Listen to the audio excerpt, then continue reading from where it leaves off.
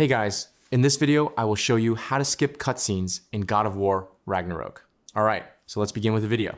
To skip cutscenes in God of War Ragnarok, first press the Options button on your controller to open the main menu.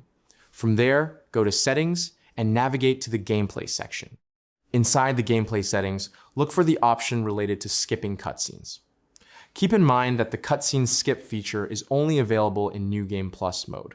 So, if you have already completed the game once and started a New Game Plus playthrough, you will be able to use this feature. Once the option is enabled, you can skip supported cutscenes during gameplay instead of watching them entirely.